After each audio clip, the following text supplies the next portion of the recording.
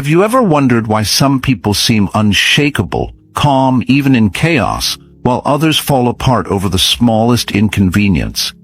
What if I told you, the difference lies not in their circumstances, but in their philosophy? This is not just another motivational speech. This is a roadmap drawn from over 2,000 years of timeless wisdom to help you fix what's broken, heal what's wounded, and rediscover the version of you that life may have buried. In this video, you'll walk with Marcus Aurelius, Epictetus, and Seneca, not just through quotes, but through insights that could change the way you live, the way you think, and the way you love. So stay with me until the end, because the final lesson is the one most people never learn in time. Let's begin. 1. The wind only favors those who know their destination. True power begins with self-mastery. A man who doesn't know which port he's heading for will never have the wind in his favor. Seneca: life is much like an endless ocean. We are all aboard a ship called self, but not everyone knows where they're steering it. And while most drift wherever the current of society pulls them, only a few ever dare to take the helm and ask themselves one simple but confronting question. What kind of life do I truly want to live? We often think we lack motivation, but the truth is, we lack clarity. Because when you don't know where you want to go, no direction ever feels right. No wind can be considered favorable if you haven't chosen your course. The Stoics never promised an easy life. They showed us that self-mastery is the root of all strength. Self-mastery isn't about suppressing yourself. It's about knowing why you do what you do, owning your choices, and facing both success and failure with calm presence. Imagine a person who remains centered, whether praised or criticized. Someone who doesn't lose themselves in applause, nor crumble under rejection. That's not cold indifference. That is true freedom. The kind of freedom that comes from not depending on anyone else's emotions to define who you are. A practical exercise. Write down 3 things you want to achieve in the next year, not for others, but for yourself. Then ask, why do I really want this? If you can't answer clearly, chances are you're chasing someone else's dream. Marcus Aurelius once wrote, "You have power over your mind, not outside events. Realize this, and you will find strength." True power isn't about controlling the world. It's about controlling how you respond to it. Have you ever felt like life is carrying you along without knowing why? Are you ready to take the wheel again? If yes, then keep going, because the next lesson is about the art of living fully in the present moment, a lesson many spend a lifetime missing.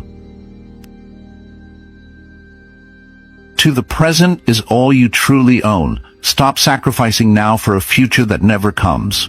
Life is short, and yet we waste most of it not living. Seneca.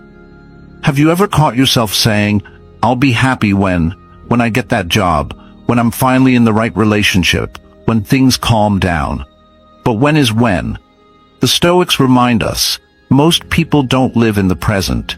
They regret the past, fear the future, and completely overlook what is right now. Yet ironically, now is the only thing we ever truly have. We postpone joy, rest, love, waiting for some perfect moment. But that moment, it often never arrives. The Stoic approach is not passive acceptance, but deliberate presence. It's a radical act of not postponing your life. Imagine walking through a beautiful garden, but your eyes are glued to a map of the next one. You miss the scent, the sun, the breeze, the entire experience, chasing something that may never be better than what's already here. Marcus Aurelius wrote, "Confine yourself to the present, not to ignore the future, but to live so fully in the now that whatever comes tomorrow, you've already won today." And isn't that what we're truly after? A life that feels enough, not someday, but now. So how do you apply this today? Stop multitasking your existence. Next time you eat, just eat. Next time you talk to a friend, put your phone away. Walk slowly. Breathe deeply. Listen as if it's the last time you'll hear that voice. Happiness isn't a destination. It's a series of present moments, noticed. You don't need to change your whole life to live differently. You only need to come back to this moment, again and again.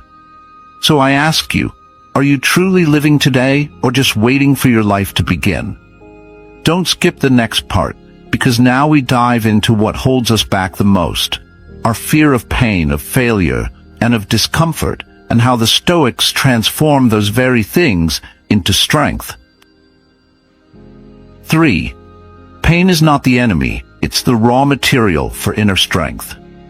There's a strange paradox about pain.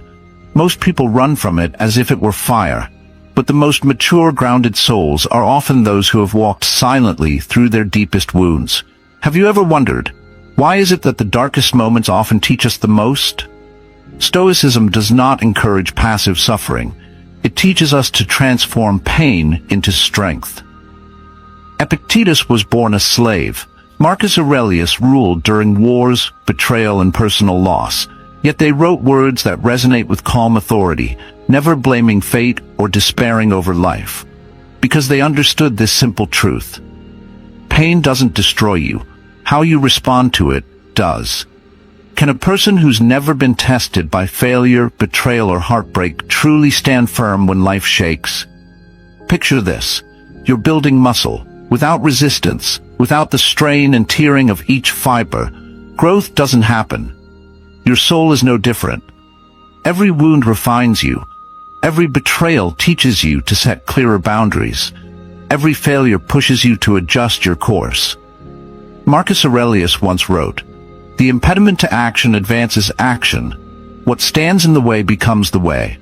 The obstacle doesn't block the path, it is the path. In modern psychology, they call it post-traumatic growth. The idea that people don't just recover from hardship, they often emerge stronger, deeper, more awake. The problem is, most of us were never taught how to hurt properly. We're told to distract, to numb, to fix the pain as fast as possible. But as Seneca warned, pain is neither unbearable nor unending if you keep in mind its limits and refuse to exaggerate it in your imagination. Pain, when faced directly, not magnified, not denied, not projected, becomes sacred fuel for growth. So today, try this shift. Don't ask, "Why is this happening to me?" Ask instead, "What is this trying to teach me?" You don't need to be strong immediately. You only need to not turn away from your own hurt. Because it's right there, in the center of your pain, that your real strength waits to rise. 4. Self-control is not suppression, it's silent power. What if true strength is not about what you show, but what you choose not to show? In a world where outrage is currency, where everyone's emotions are worn like banners, the person who remains still, who chooses silence over reaction, holds a quiet kind of power. Have you ever been in a situation where you wanted to lash out, to explain, to prove your worth, but something wiser within held you back? That's not weakness, that's mastery. The Stoics believed that the most dangerous enemy we face is not the world outside, but the chaos within. And the first act of courage is to tame it. Epictetus taught, "No man is free who is not master of himself." Not his anger, not his impulses, not even his pride. Because the one who can pause, observe, and choose owns the moment. While others are swept away by emotion, you remain anchored. But let's be honest, it's not easy. Self-control isn't about forcing yourself to feel nothing. It's about feeling everything and still choosing clarity over chaos. Imagine you're in an argument. You want to win, to speak over them, to have the last word. But the Stoic in you whispers, if it costs your peace, the price is too high. Can you choose restraint over being right? Can you walk away, not out of fear, but because you know your energy is sacred? Modern psychology echoes this ancient wisdom. Emotional regulation is a key marker of maturity, resilience, and even success. Not reacting isn't weakness. It's wisdom. Marcus Aurelius, writing as emperor in the middle of war and betrayal, reminded himself daily, be tolerant with others and strict with yourself. That's self-control, not controlling others, not suppressing yourself, but guiding your reactions so they serve your higher self, not your lower instincts.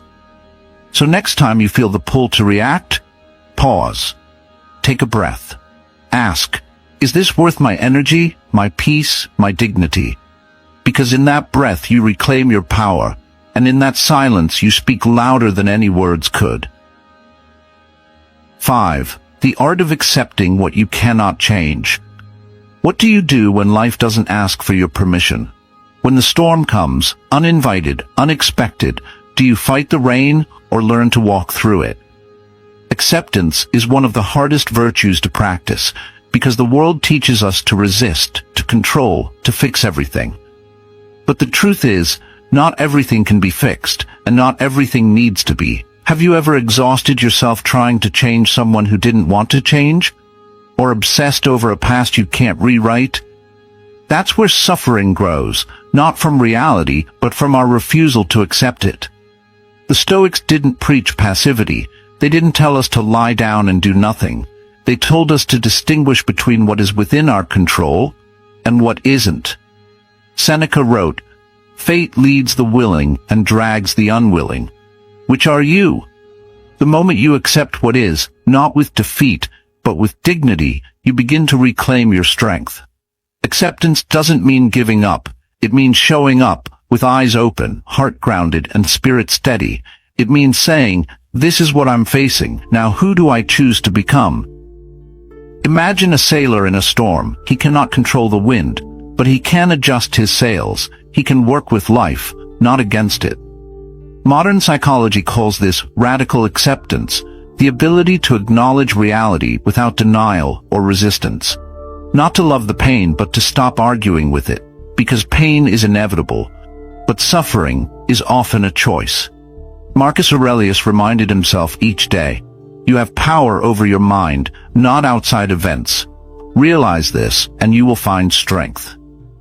When you surrender to the flow of life, you stop drowning in it. So ask yourself, what am I resisting right now, and who could I become if I stopped? Not everything that weighs you down is yours to carry. Let go, not because it's easy, but because it's necessary. Because true peace begins the moment we stop demanding life be any different, and start meeting it as it is. 6. Embracing the power of the present moment. Why do we always live somewhere else, either in a future that hasn't come, or a past that no longer exists? The mind, when untamed, becomes a time traveler. It drags us into regrets we can't rewrite, or worries we can't resolve. And in doing so, it robs us of the only thing we ever truly possess, this moment. Have you ever been with someone, yet felt miles away in your thoughts? That's the cost of not being present. We miss the warmth of a smile, the comfort of silence, the beauty of something as simple as morning light falling through the window, all because our minds are chasing shadows.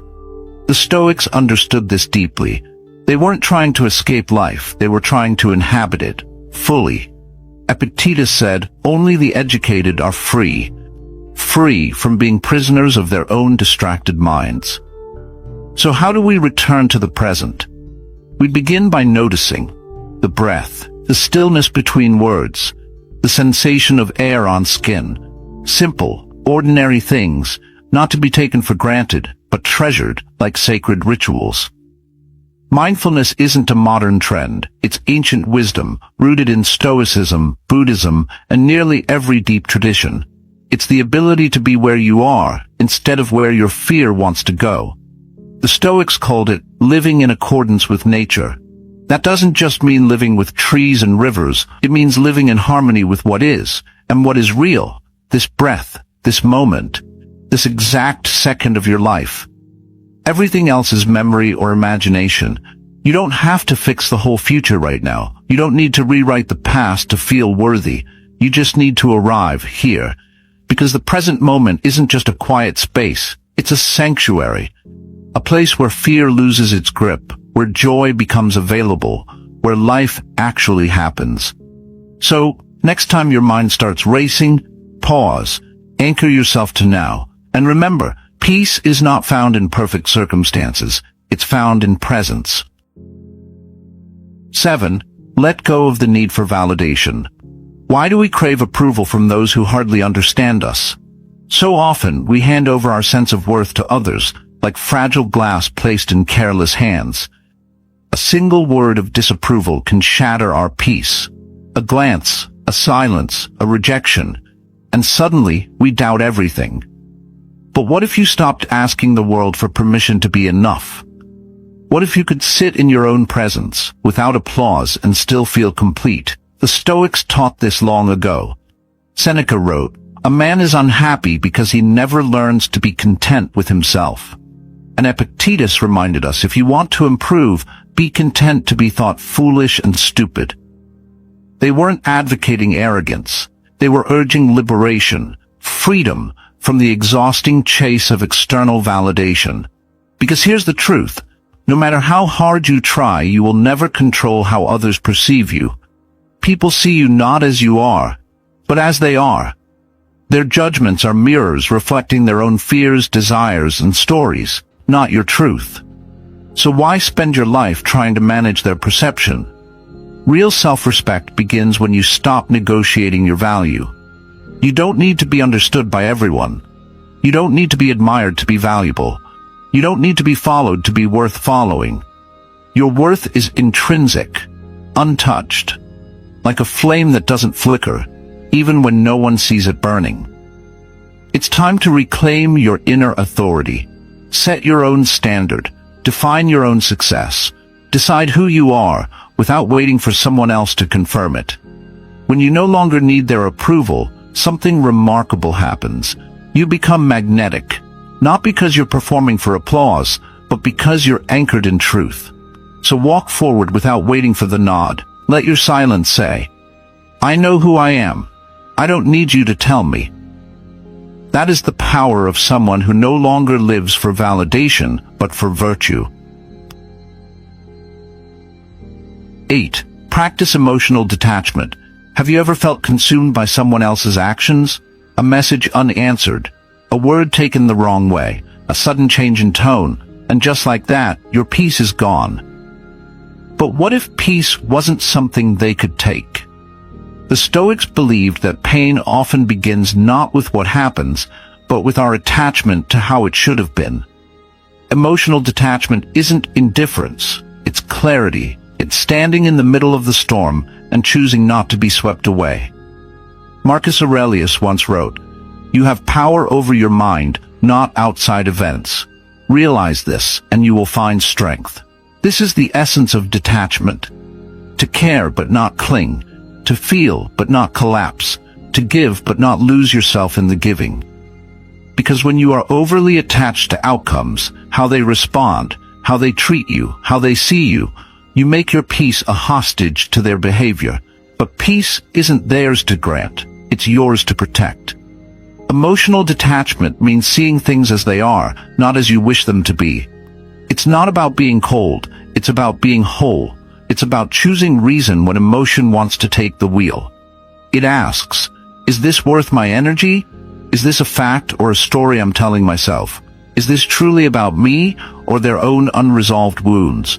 And most of all, what part of me is still looking for control in a place where control does not exist? To detach is not to withdraw, but to realign. To walk with open hands, not clenched fists. To love without ownership. To let go without fear.